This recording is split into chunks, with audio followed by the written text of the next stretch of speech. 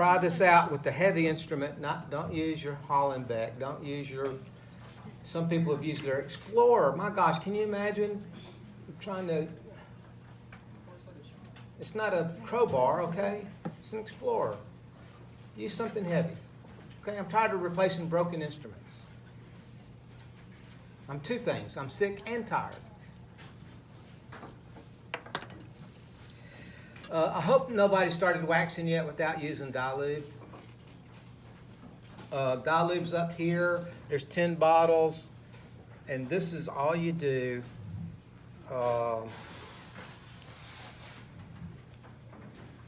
You can, probably do this real quick. Maybe we should put 2 on each bench. You just paint wherever you think wax is going to touch. I wonder, yeah, wax is going to touch here. So, paint the contacts. And then I'm going to do the opposing teeth, okay? We're doing number 6.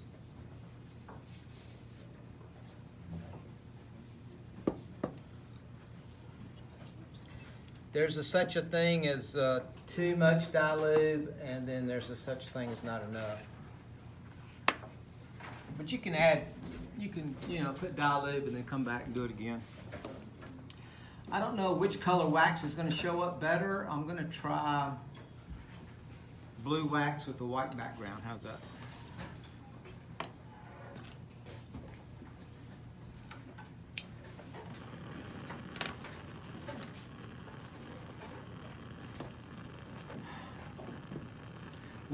What you're going to do is wax up full contour number 6. You're going to go through lateral excursions to make sure you're not raising the pin off of your occlusal table, off of your, what do y'all call that thing?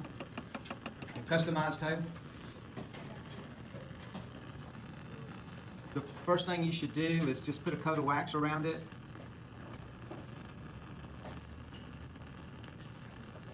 At the margin.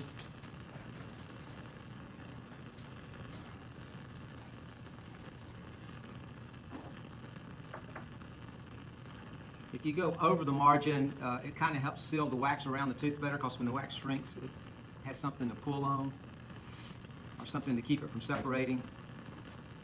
Because under your margin, you have a little ditch, right?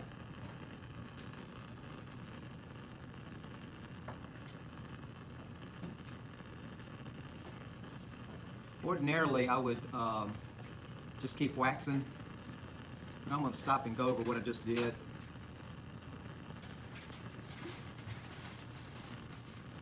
Okay, you have your model articulated. You have painted die hardener on your die after you put a red line on your margin. Then you went back and put spacer on top of that, 1 millimeter above the margin, and the spacer is to make space for cement. Then you're going to wax this up with the wax overextending the margin, and you're just doing a shell of a wax up. This is what we call a coping. And I'm going to cut the margin away just to make sure this comes off of the prep. Because to cast this, I'm going to have to invest it, and I don't want to break it getting it off of your die. Then I have to, send you a message and say, hey, your crown broke. So that comes off, okay? Now, we're ready to start waxing. Let me put some more wax on here.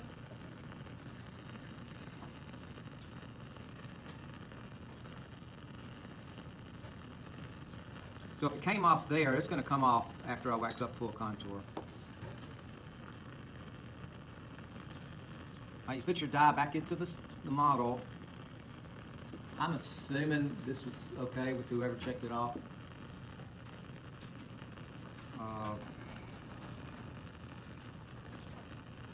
Might be something in here holding it up.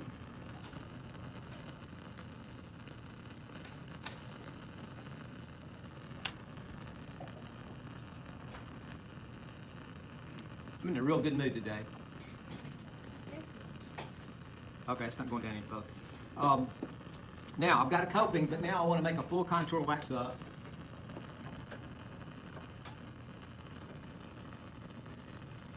So here we go. I'm gonna make my contact. Mesial, distal. Y'all remember waxing, right? The easy thing about waxing this crown is you have the mesial and distal dimension, and you have the occlusal.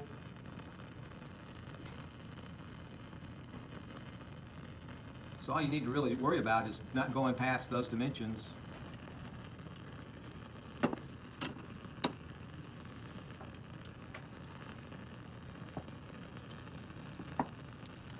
The occlusal is really important because we're going to leave the occlusion in metal. So I want you to put a drop of wax here on the lingual. And when you see the shine go, close it down real easy and see if you hit nothing. See, nothing touched. So I'm not high enough yet.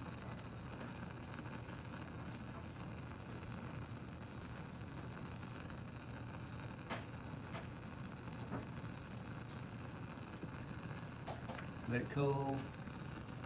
Remember, we have dilute on the lower. Okay, so you see that indentation in the wax?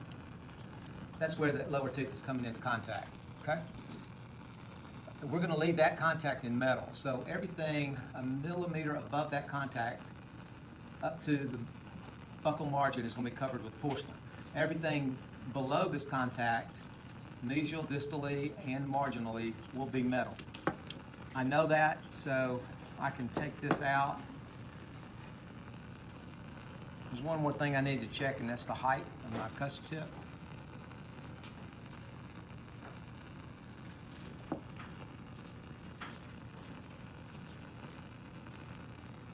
I'm just adding wax to the incisal edge right now. I don't know if y'all can see it.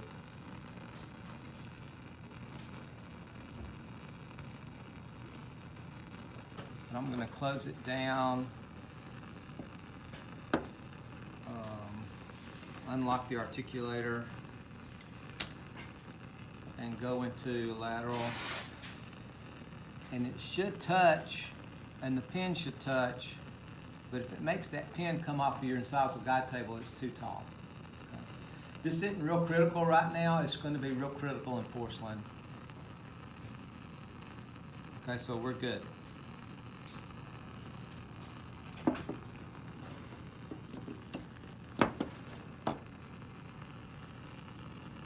Now I'm going to take the die out. I'm going to use my number 7.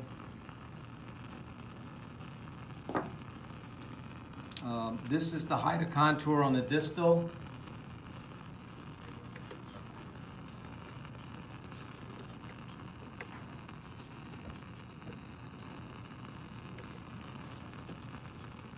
Man, it's hard to see.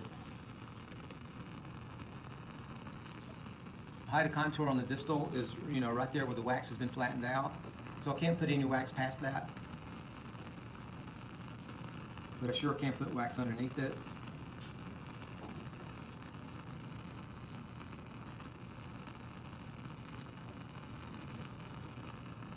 And now I'm just adding to the labial contour. I can't go higher than that, than that tip right there.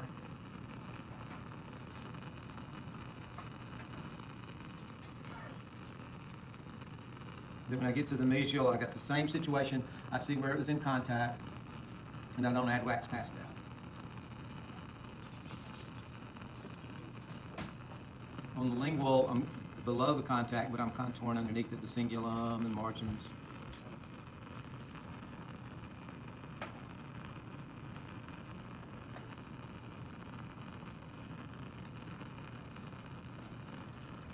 This needs to be finished by Wednesday.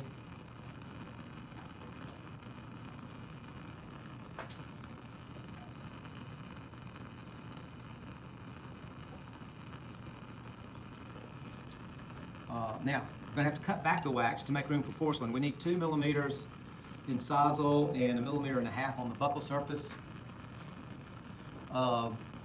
Basically, the wax has to be 3/10 of a millimeter thick on the buccal surface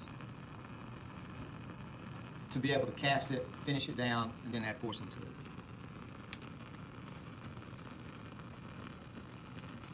Let me do a little carving.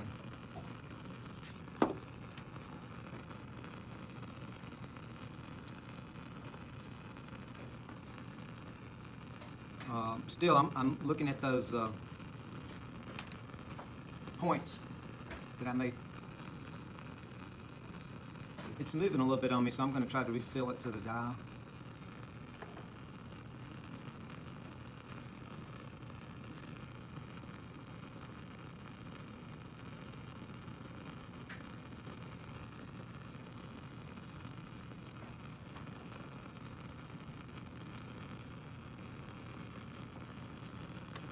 So I'm going to contour this to like a full crown, number 6. It has a slight distal tilt.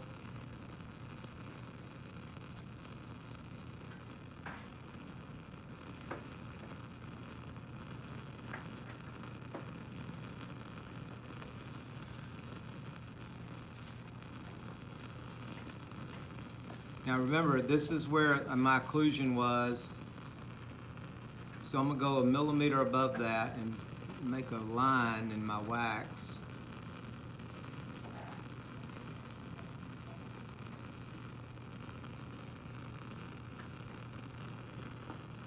I don't know if y'all can see. It's about a 1/2 millimeter thick. Or I'll cut away about a 1/2 millimeter of wax from above your contact area. There's a little step right here, okay? For mesial and distal,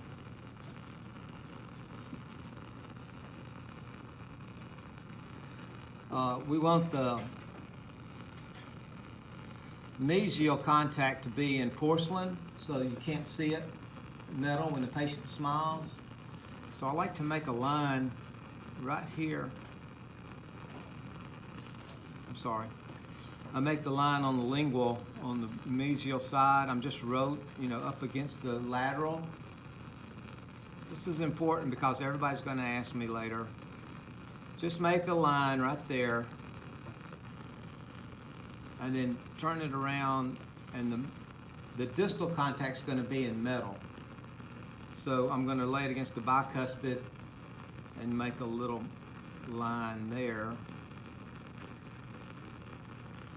And these two lines are going to match up with where I made that little ledge on the lingual surface. And now it's just a matter of taking away the wax on all those. So remember, this is the mesial, and I want to make a mesial porcelain contact. So I'm going to take the wax away to that line I made. And I'm going to take off about 1.5 millimeters of wax.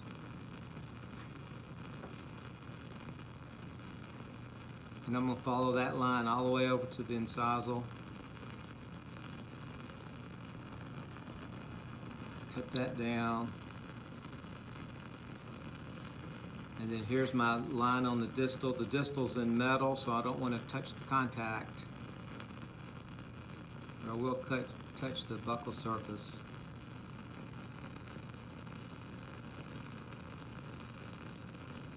Now, what I'm going to do is take your wax pattern, invest it in a mold. I think y'all going to have this lecture. And then the wax is going to melt out, and then I'm going to shoot gold in there. For 63 of these crowns by next Thursday. So how important is it that I get these Wednesday?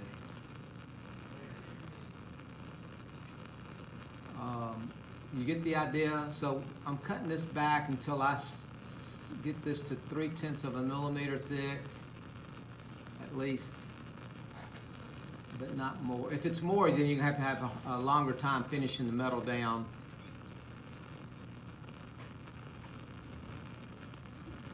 And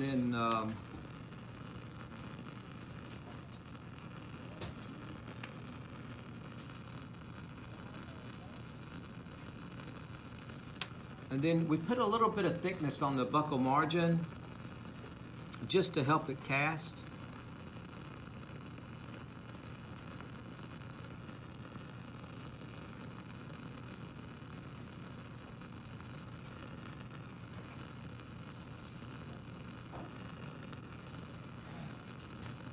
And what really helps me is if you put your bench number with the sharp instrument on the lingual of this tooth.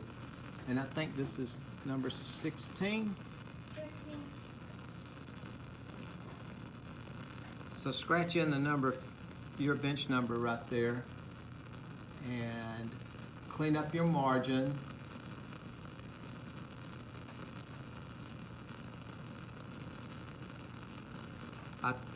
I think this gets signed off. Does this get signed off?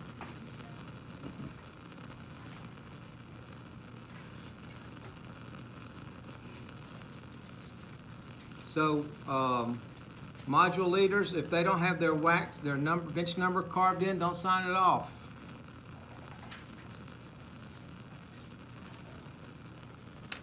After you get it signed off, and it comes off, take one piece of gauze. How many pieces? And wrap this up in a piece of gauze. Get an envelope. Put your bench number on the envelope, okay? And then put your tooth inside the envelope. Don't seal the envelope, and just tear it like that and fold it in. Okay? Now let's go back over what I did real quick. This is going to be a real quick. First thing we did after we trimmed our die, you mark the red line on your margin. Then you put die hardener. Die hardener makes the die harder. And it kind of seals that red line on the margin. Then we paint spacer, which is just fingernail polish or a special dental paint. What's a bottle of fingernail polish cost? I don't know. I don't do that. I don't buy fingernail. Can you tell me? $8. So thank you, girls, for painting your fingernails for us. That's great. Dental spacer costs about $24 a bottle. Okay. So do that, and notice it's not on the red line. It's a millimeter above it all the way around. Then you wax a little coping, and make sure you can take this off before you finish waxing the whole crown. Then you wax the full contour, making sure it's not too high, too wide, and too bulky. Then you cut it back on the buccal surface. Mesial contact is open. What do I mean by open contact? I mean there is space between number 7 and number 6. Okay, you see it? And then the distal contact is in metal, which there is no space. It's touching. Then you cut it back. Put your number on the back of your wax up, and it would be a great idea to put your number on the die. Okay, number 15. Maybe you might scratch it in with your waxing instrument.